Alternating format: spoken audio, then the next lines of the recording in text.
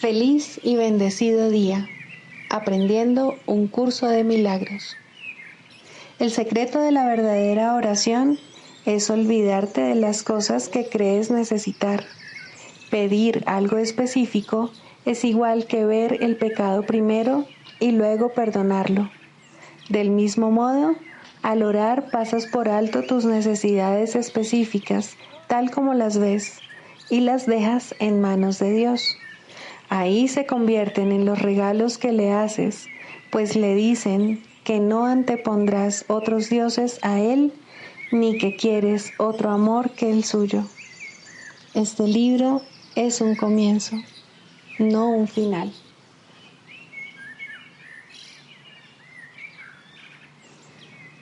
¿Qué postula? Nada real puede ser amenazado. Nada irreal existe. En esto radica la paz de Dios.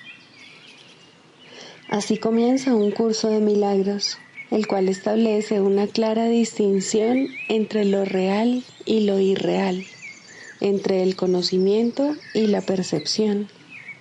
El conocimiento es la verdad y está regido por una sola ley, la ley del amor o Dios. La verdad es inalterable, eterna e inequívoca. Es posible no reconocerla, pero es imposible cambiarla. Esto es así con respecto a todo lo que Dios creó, y solo lo que Él creó es real. La verdad está más allá del aprendizaje porque está más allá del tiempo y de todo proceso. No tiene opuestos, ni principio, ni fin. Simplemente es.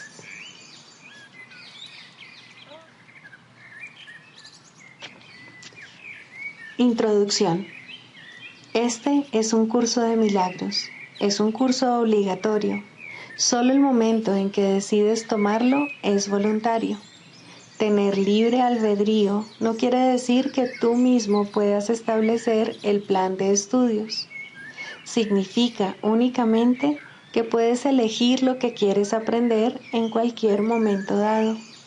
Este curso no pretende enseñar el significado del amor, pues eso está más allá de lo que se puede enseñar. Pretende, no obstante, despejar los obstáculos que impiden experimentar la presencia del amor, el cual es tu herencia natural. Lo opuesto al amor es el miedo, pero aquello que todo lo abarca no puede tener opuestos. Este curso puede, por lo tanto, resumirse muy simplemente de la siguiente manera. Nada real puede ser amenazado. Nada irreal existe. En esto radica la paz de Dios.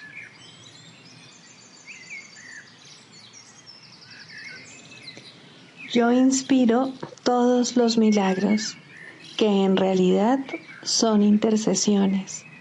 Interceden en favor de tu santidad y santifican tus percepciones.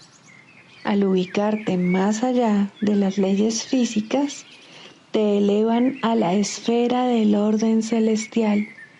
En ese orden tú eres perfecto.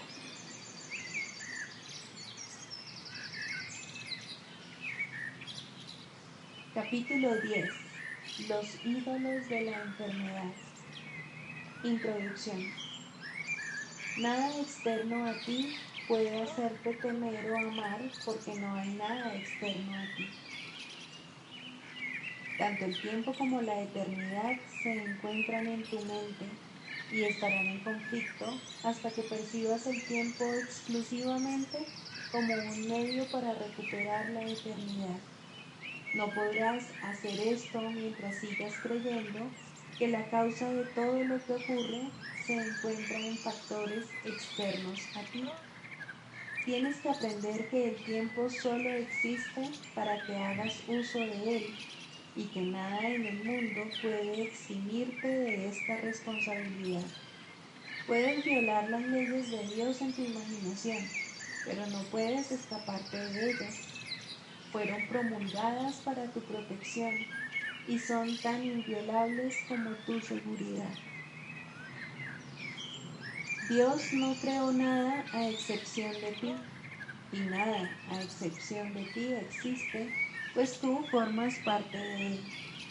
¿Qué puede existir excepto Él? Nada puede tener lugar aparte de Él, porque nada excepto Él es real. Tus creaciones, al igual que tú, representan una aportación para Él, pero ni tú ni ellas le aportan nada que sea diferente, porque todo ha existido siempre. ¿Qué otra cosa puede alterarte, salvo lo efímero? ¿Y cómo puede ser lo efímero real si tú eres la única creación de Dios y Él te creó eterno? Tu santa mente determina lo que te ocurre. La respuesta que das a todo lo que percibes depende de ti, porque es tu mente la que determina tu percepción de ello.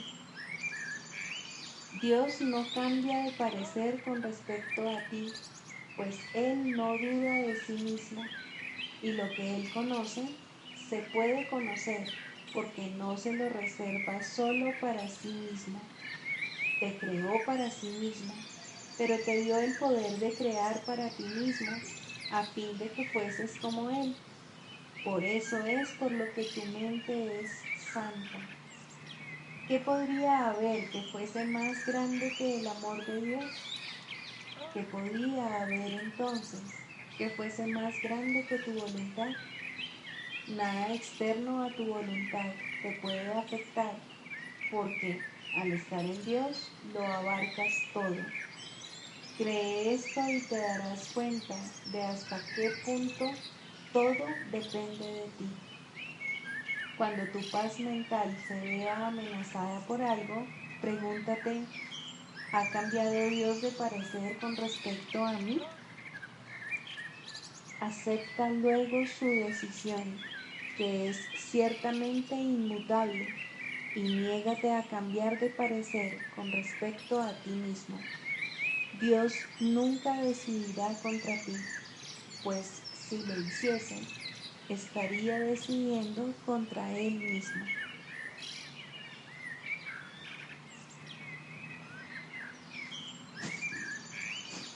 Libro de ejercicios. Pregunta 14. ¿Qué soy? Soy el Hijo de Dios, pleno, sano e íntegro, resplandeciente en el reflejo de su amor. En mí, su creación se santifica y se le garantiza vida eterna.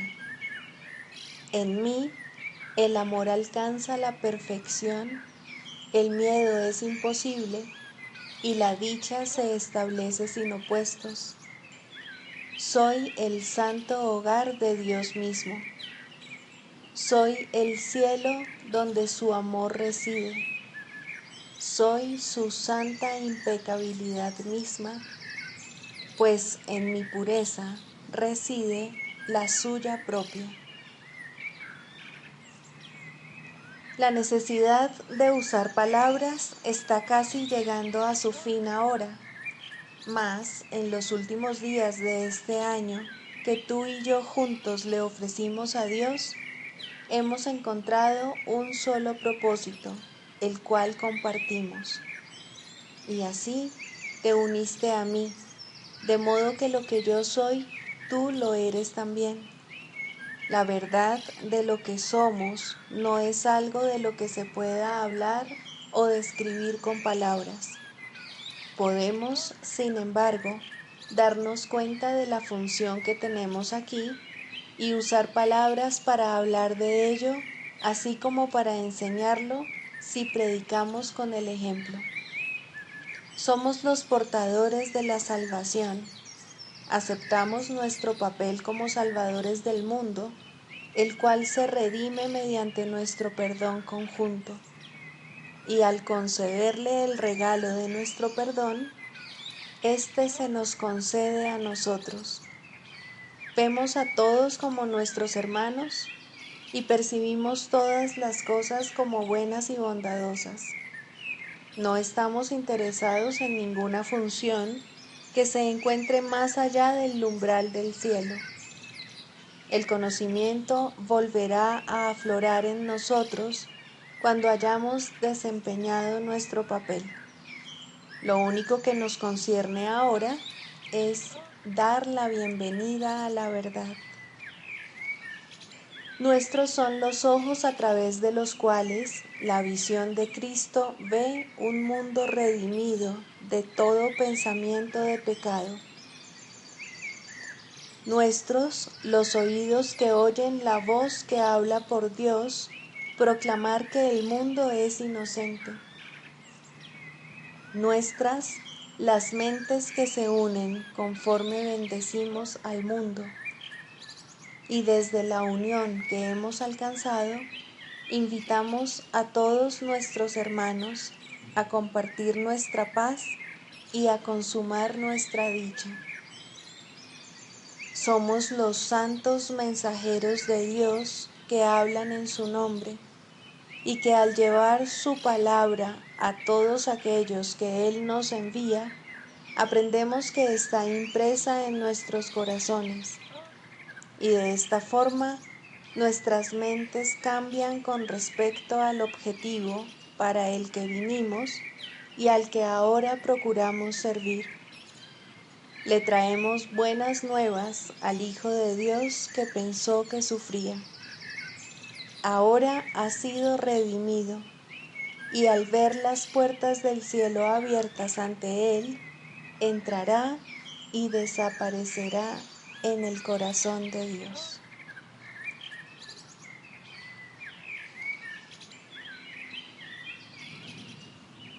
Lección 355.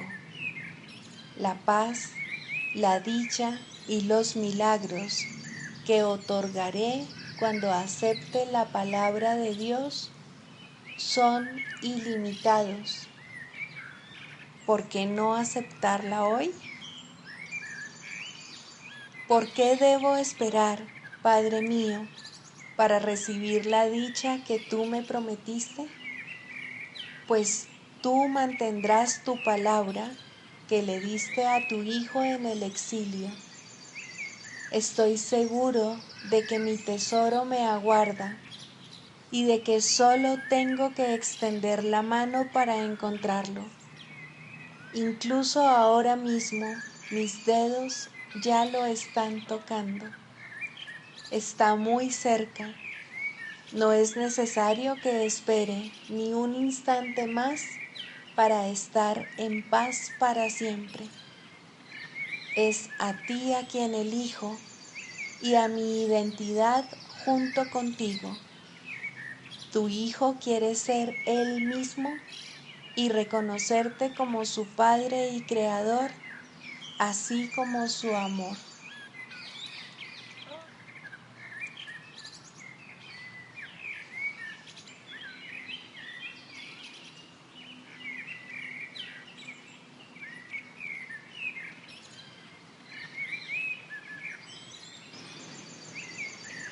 Confianza. He aquí la base sobre la que descansa su capacidad para llevar a cabo su función. La percepción es el resultado de lo que se ha aprendido. De hecho, la percepción es lo que se ha aprendido, ya que causa y efecto nunca se encuentran separados. Los maestros de Dios tienen confianza en el mundo, porque han aprendido que no está regido por las leyes que el mundo inventó. Está regido por un poder que se encuentra en ellos, pero que no es de ellos. Este poder es el que mantiene todas las cosas a salvo. Mediante este poder, los maestros de Dios contemplan un mundo perdonado. Una vez que hemos experimentado ese poder, es imposible volver a confiar en nuestra insignificante fuerza propia. ¿Quién trataría de volar con las minúsculas alas de un gorrión cuando se le ha dado el formidable poder de un águila? ¿Y quién pondría su fe en las miserables ofrendas del ego cuando los dones de Dios se encuentran desplegados ante él? ¿Qué induce a los maestros de Dios a efectuar este cambio? A. Desarrollo de la confianza. En primer lugar, tienen que pasar por lo que podría calificarse como un periodo de deshacimiento. Ello no tiene por qué ser doloroso, aunque normalmente lo es. Durante este periodo parece como si nos estuviesen quitando las cosas y raramente se comprende, en un principio, que estamos simplemente reconociendo su falta de valor. ¿De qué otro modo se iba a poder percibir lo que no tiene valor, a no ser que el perceptor estuviese en una posición desde la que no puede sino ver las cosas de otra manera? Aún no ha llegado al punto en el que puede efectuar el cambio interno totalmente. Por ello, el plan a veces requiere que se efectúen cambios en lo que parecen ser las circunstancias externas. Estos cambios son siempre beneficiosos. Una vez que el Maestro de Dios ha aprendido esto, pasa a la segunda fase. Ahora el Maestro de Dios tiene que pasar por un periodo de selección. Este periodo es siempre bastante difícil, pues al haber aprendido que los cambios que se producen en su vida son siempre beneficiosos, tiene entonces que tomar todas sus decisiones sobre la base de si contribuyen a que el beneficio sea mayor o menor. Descubrirá que muchas cosas, si no la mayoría de las que antes valoraba, tan solo obstruyen su capacidad para transferir lo que ha aprendido a las nuevas situaciones que se le presentan. Puesto que ha valorado lo que en verdad no vale nada, no generalizará la lección por temor a lo que cree que puede perder o deba sacrificar. Se necesita haber aprendido mucho para poder llegar a entender que todas las cosas, acontecimientos, encuentros y circunstancias son provechosos. Solo en la medida en que son provechosos, deberá concedérseles algún grado de realidad en este mundo de ilusiones. La palabra valor no puede aplicarse a nada más. La tercera fase por la que el Maestro de Dios tiene que pasar podría llamarse periodo de renuncia. Si se interpreta esto como una renuncia a lo que es deseable, se generará un enorme conflicto. Son pocos los maestros de Dios que se escapan completamente de esta zozobra. No tiene ningún sentido, no obstante, separar lo que tiene valor de lo que no lo tiene, a menos que se dé el paso que sigue naturalmente.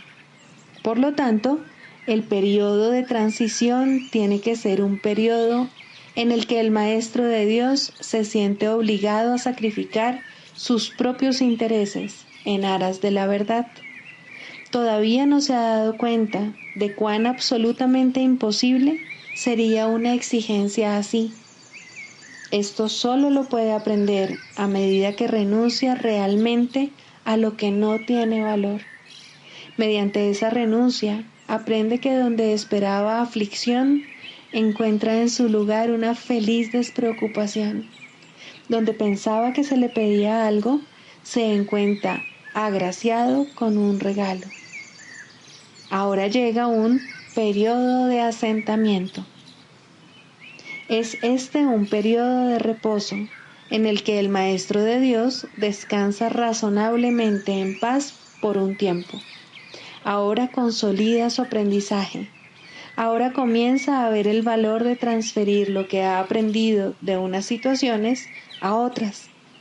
El potencial de lo que ha aprendido es literalmente asombroso, y el Maestro de Dios ha llegado a un punto en su progreso desde el que puede ver que en dicho aprendizaje radica su escape.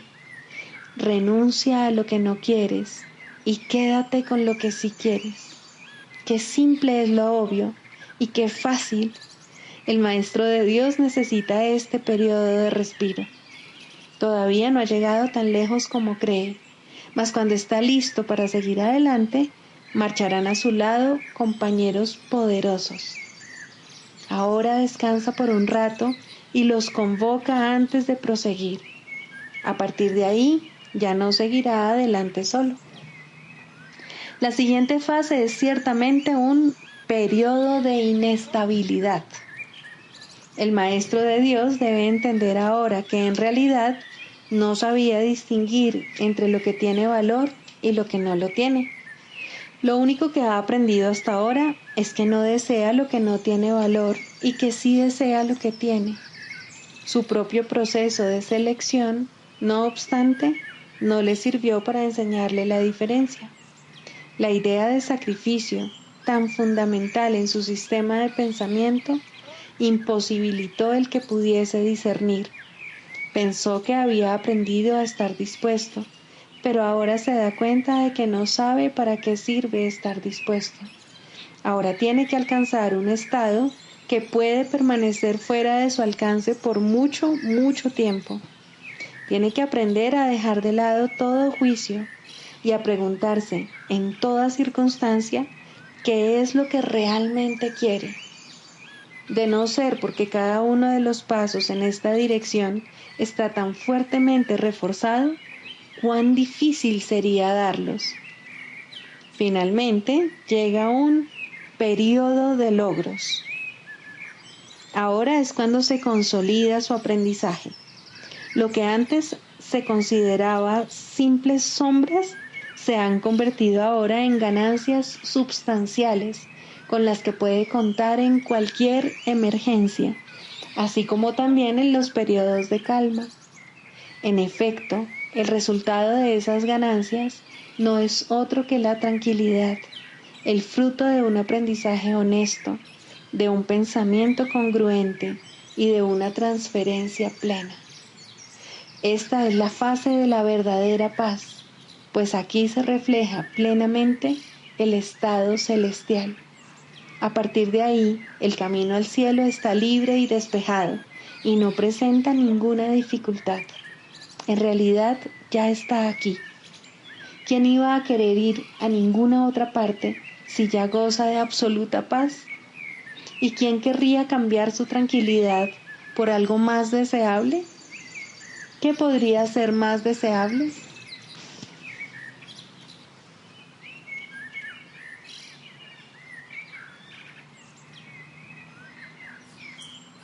¿Qué papel juegan las palabras en el proceso de curación?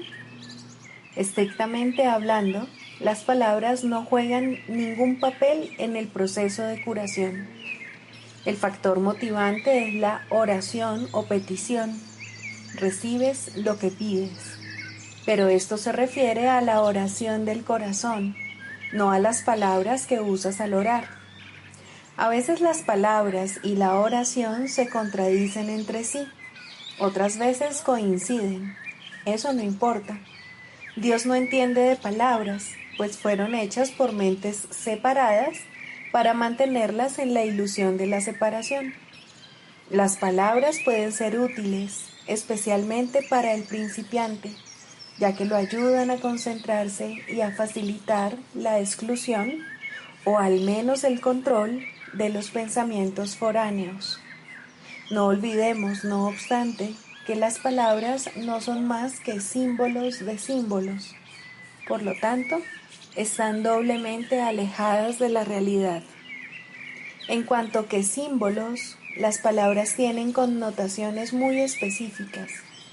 Aun en el caso de las que parecen ser más abstractas, la imagen que evocan en la mente tiende a ser muy concreta. A menos que una palabra suscite en la mente una imagen concreta en relación con dicha palabra, ésta tendrá muy poco o ningún significado práctico y, por lo tanto, no supondrá ninguna ayuda en el proceso de curación.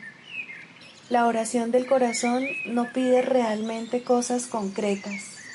Lo que pide es siempre alguna clase de experiencia y las cosas que específicamente pide son las portadoras de la experiencia deseada en opinión del peticionario. Las palabras, por consiguiente, son símbolos de las cosas que se piden, pero las cosas en sí no son sino la representación de las experiencias que se anhelan. La oración que pide cosas de este mundo dará lugar a experiencias de este mundo. Si la oración del corazón pide eso, eso es lo que se le dará, porque eso es lo que recibirá. Es imposible entonces que en la percepción del que pide, la oración del corazón no reciba respuesta. Si pide lo imposible, si desea lo que no existe, o si lo que busca en su corazón son ilusiones, eso es lo que tendrá. El poder de su decisión se lo ofrece tal como él lo pide. En esto estriba el cielo o el infierno. Al Hijo durmiente de Dios solo le queda este poder, pero es suficiente. Las palabras que emplea son irrelevantes. Solo la palabra de Dios tiene sentido, ya que simboliza aquello que no corresponde a ningún símbolo humano. Solo el Espíritu Santo comprende lo que esa palabra representa, y eso también es suficiente. Debe evitar, entonces, el Maestro de Dios el uso de las palabras cuando enseña. Por supuesto que no. Son muchos a los que aún es necesario acercarse por medio de las palabras, ya que todavía son incapaces de oír en silencio. No obstante, el Maestro de Dios debe aprender a utilizar las palabras de otra manera. Poco a poco aprenderá a dejar que las palabras le sean inspiradas, a medida que deje de decidir por sí mismo lo que tiene que decir. Este proceso no es más que un caso especial de la lección del libro de ejercicios que reza: me haré a un lado y dejaré que Él me muestre el camino. El Maestro de Dios acepta las palabras que se le ofrecen y las expresa tal como las recibe. No controla lo que dice, simplemente escucha, oye y habla. Uno de los mayores obstáculos con los que el Maestro de Dios se topa en esta fase de su aprendizaje es su temor con respecto a la validez de lo que oye. Y en efecto, lo que oye puede ser muy sorprendente. Puede que también le parezca que no tiene nada que ver con el problema en cuestión, tal como él lo percibe, y puede incluso poner al maestro en una situación que a él le puede parecer muy embarazosa. Todas estas cosas no son más que juicios sin ningún valor. Son sus propios juicios, procedentes de una penosa percepción de sí mismo que le convendría abandonar. No juzgues las palabras que te vengan a la mente, sino que, por el contrario, ofrécelas lleno de confianza. Son mucho más sabias que las tuyas. Detrás de los símbolos que usan los maestros de Dios se encuentra la palabra de Dios, y Él mismo imbuye las palabras que ellos usan con el poder de su espíritu y las eleva de meros símbolos a la llamada del cielo en sí.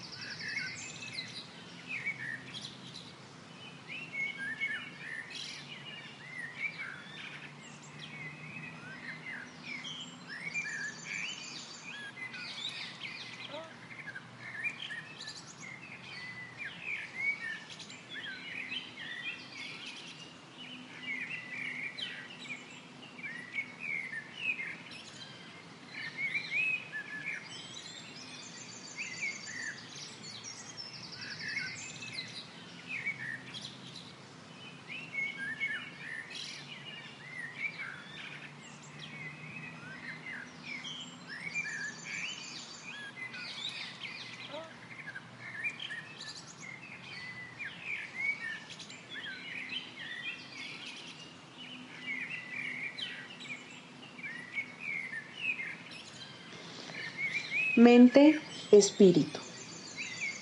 El término mente se utiliza para representar el principio activo del espíritu, el cual le suministra a éste su energía creativa. Cuando el término va con mayúscula, se refiere a Dios o a Cristo, es decir, a la mente de Dios o a la mente de Cristo. El espíritu es el pensamiento de Dios que Él creó semejante a sí mismo. El espíritu unificado es el único Hijo de Dios o Cristo. En este mundo, puesto que la mente está dividida, los hijos de Dios parecen estar separados. Sus mentes, asimismo, no parecen estar unidas. En ese estado ilusorio, el concepto de una mente individual parece tener sentido. En el curso, por lo tanto, se describe a la mente como si consistiera de dos partes, el espíritu y el ego.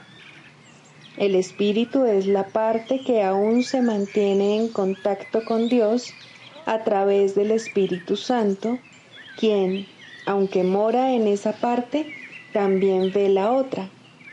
No se usa el término alma, excepto en citas directas de la Biblia, por ser un término sumamente polémico.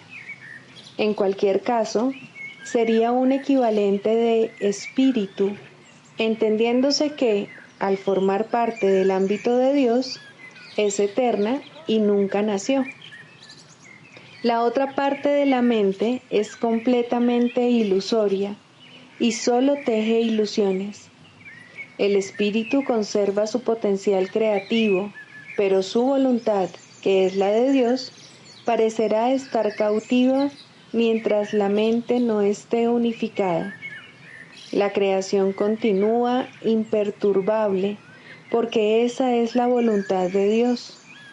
Dicha voluntad está siempre unificada y por lo tanto no tiene significado en este mundo, no tiene grados ni opuestos. La mente puede gozar de rectitud o estar errada dependiendo de la voz que escuche.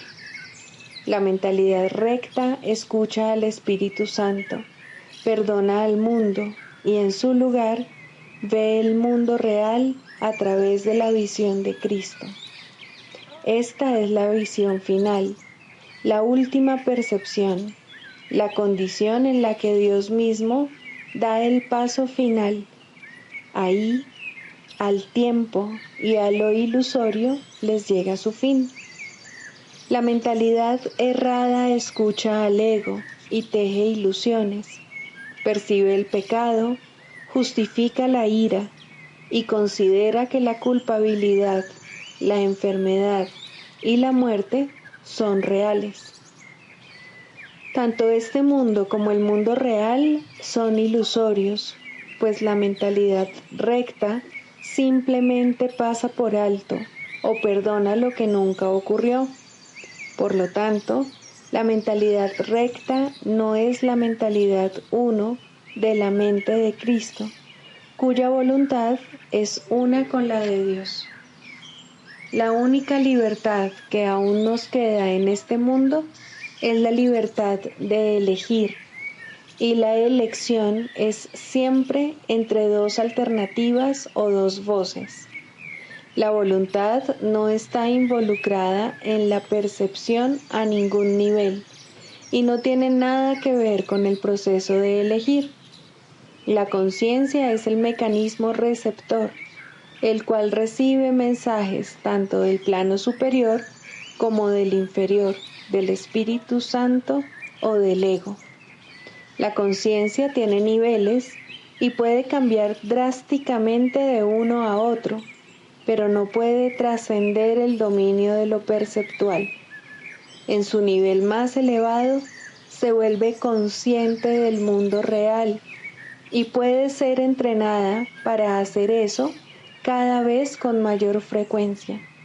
Sin embargo, el hecho mismo de que tenga niveles y de que pueda ser entrenada demuestra que no puede alcanzar el conocimiento.